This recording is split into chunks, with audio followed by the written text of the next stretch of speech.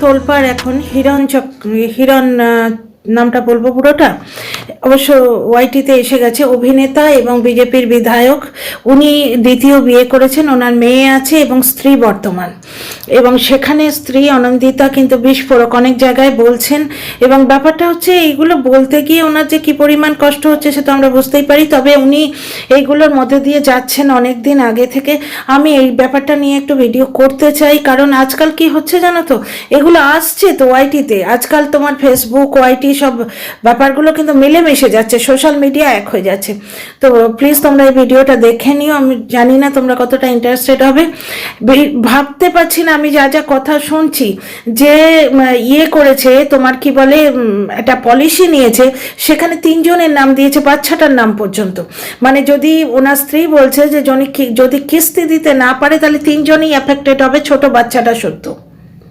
এবং যখন ওনার স্ত্রী কোনো রকম ব্যবস্থা নিতে চাইতো তখন বলতেন যে আমার চাকরি চলে যাবে, আমার কাজ যাবে, কিন্তু তুমি খেতে পাবে না। ওনার স্ত্রী বলছেন যে প্রথম দিকে আমি কান্নাকাটি করতাম, কিন্তু তারপরে দেখলাম যে এই লোকটা স্বভাবটাই এইরকম। মেয়ে ঘটিত ব্যাপারে ধরা পড়ে গিয়ে পায়ে মাথা টুকে ক্ষমা চেয়েছেন স্ত্রীর কাছে।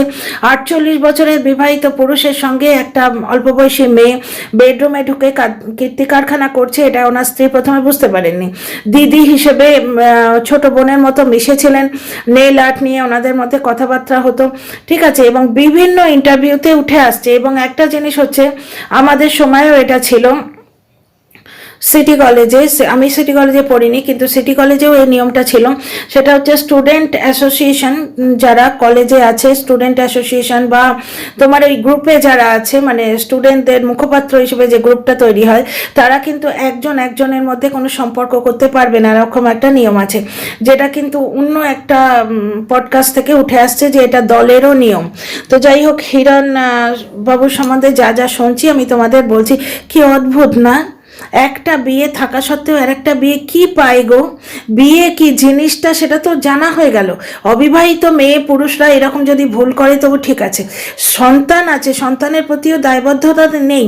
আর সব থেকে অবাক লাগে, আমি প্রথম থেকে এই জিনিসটা মানে পাকামো বলতে পারো, আমি যখন মানে 18-19 বছর বা যখন ওই 22-23 বছর বিয়ে ব্যাপারটা বুঝলাম এটা অবশ্যম্ভাবী, মেয়ে হয়ে জন্মেছে, বিয়ে দেবে, সব সঙ্গে সঙ্গে এই জিনিসটা বুঝতাম যে মানুষ একজনের হতে পারে না, সে কারোর হতে পারে না। Once a cheater always a cheater. যে দ্বিতীয় নারী হয়ে এসছে আজকাল, এই কথাটা খুব উঠছে, তার মনে বোধহয় এই ধারণাটাই আছে যে আগেরটা বিয়ে ছিল, আমারটা প্রেম। এই ধরনের মেয়েরা না এইভাবে বোঝা, আমি বিভিন্ন সিনেমা থিয়েটারে দেখেছি। ওই তোমার একটা মিলিন্দ সোমান, রবিনা ট্যান্ডন এবং একটি অল্প বয়সী মেয়ে, নামটা মনে পড়ছে না, ভাইরাল ফেস, তোমরা দেখলে চিনতে পারবে।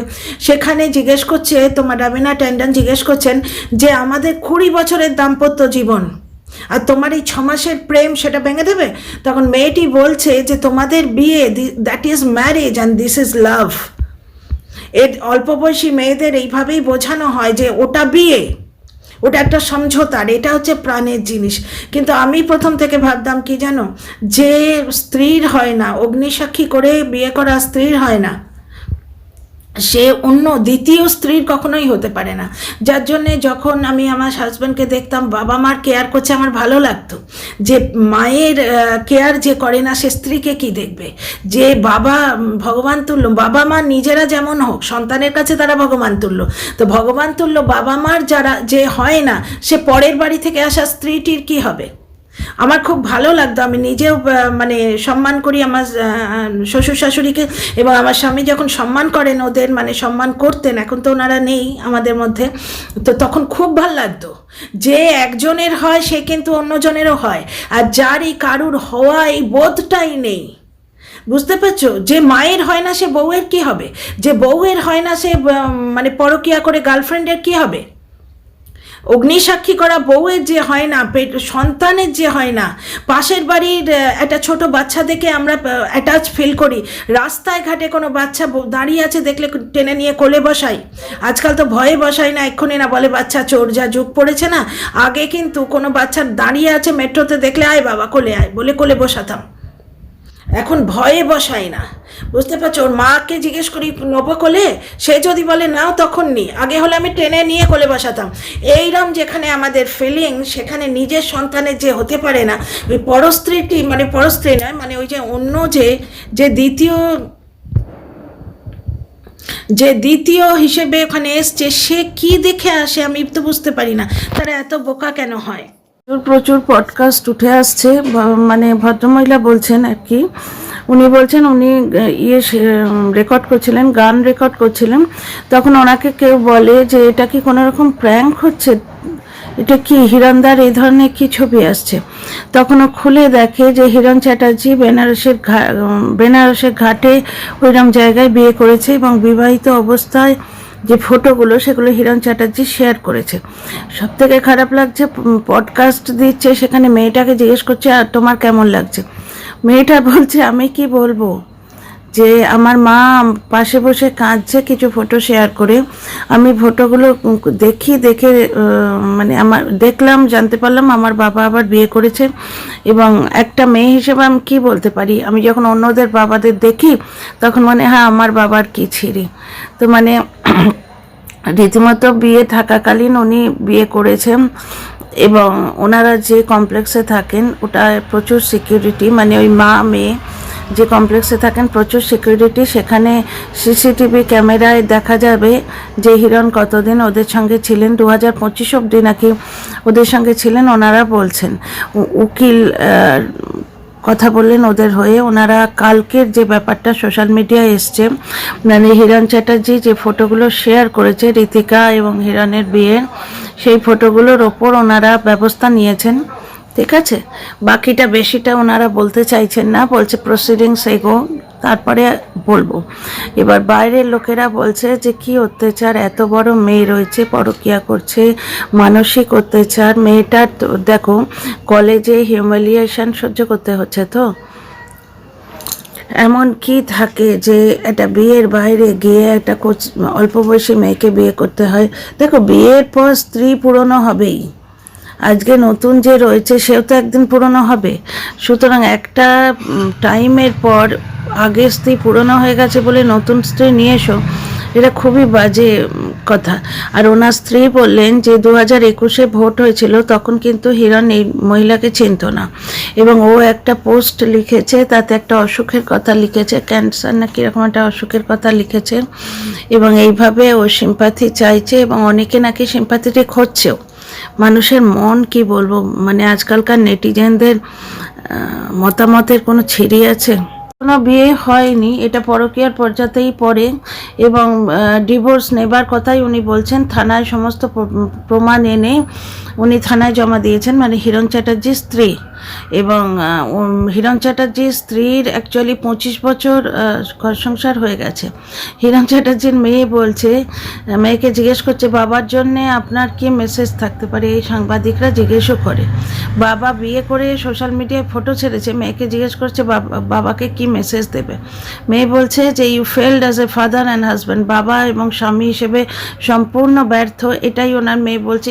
ছাড়াও কী বলবে বলো তো, কলেজে রাস্তায় ঘাটে মেয়েটিকে কি পরিমাণ হিউমিলিয়েশন সহ্য করতে হচ্ছে, 25 বছর ঘর সংসার করার পর এই কাণ্ড। হিরণ চ্যাটার্জিকে যখন তার তার স্ত্রী জিজ্ঞেস করতেন, হিরণ চ্যাটার্জি বারবার বলতেন যে আমাকে ঠকাচ্ছে, আমাকে ব্ল্যাকমেল করছে, এরকম ব্যাপার স্যাপার। ওই মেয়েটি নাকি এর বিয়ের আগেই সুইসাইড অ্যাটেম্প করেছিল, এরকম কিছু নোট ফোট বেরিয়ে আসছে। তারপর তো এমনি কথাবার্তা তোমরা বুঝতেই পারছো, একটি স্ত্রী যখন জানতে পারে যে বিয়ে করে তার স্বামী সোশ্যাল মিডিয়ায় ছেড়ে দিয়েছে, তখন তার কি মেন্টালিটি হয়, সেই ধরনের নানা রকম পডকাস্টে কথাবার্তা উঠে আসছে।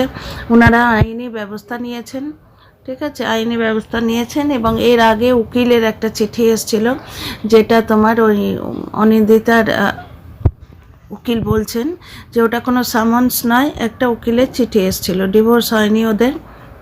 এনাদের 25 বছর বিয়ে হয়ে গেছে, এবং নারী ঘটিত রোগ হিরণ চ্যাটার্জি প্রথম থেকে ছিল। ইনি একজন বিধায়ক এবং নায়ক। এবার যখন ওনাদের বিয়ে হয় তখন উনি 6,000 টাকার মাইনের একটি লজিস্টিক কোম্পানিতে চাকরি করতেন। তো প্রথম থেকেই উনি হিরো ছিলেন না, এবার নারী ঘটিত রোগ ওনার প্রথম দিন থেকেই ছিল, বুঝতে পারছো তো। এই সমস্ত মেনেই উনি 25 বছরের বিবাহিত জীবনটা চালিয়েছেন। অনিন্দিতা দেবী বলছেন যে ওনাদের এখনো ডিভোর্স হয়নি এবং ওনার বিবাহিত জীবন যথেষ্ট টক্সিক ছিল, এটাই উনি বলছেন। এবং বিভিন্ন পডকাস্টে ওনাকে প্রমাণ করতে হচ্ছে যে ওনাদের এখনো ডিভোর্স হয়নি, যেটা ওনার কাছে খুবই লজ্জাজনক লাগছে। আর এটা এমনিও একটা মেয়ে হিসেবে বুঝতে পারি যে নিজের মেয়েকে পাশে দাঁড় করিয়ে হাজব্যান্ডের দ্বিতীয় বিয়ের কথা বলা একটা মেয়ের পক্ষে যথেষ্ট কষ্টকর।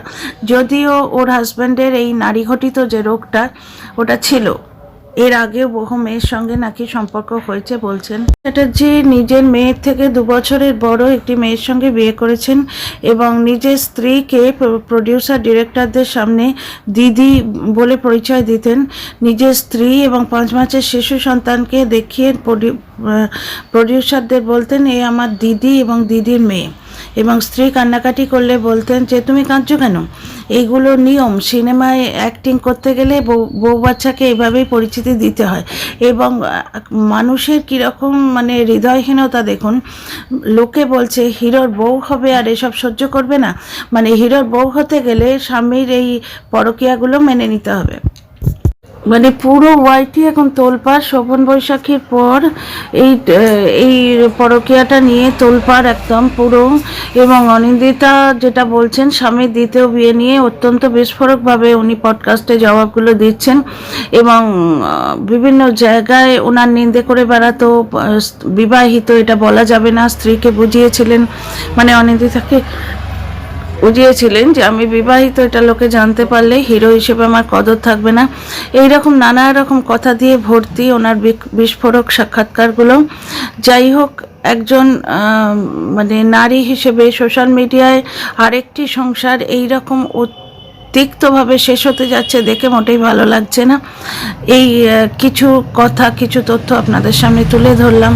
আমার এই ভিডিওটা ভালো লাগলে লাইক শেয়ার সাবস্ক্রাইব করো, তোমাদের মতামত নিশ্চয়ই জানিও। See you in the next video.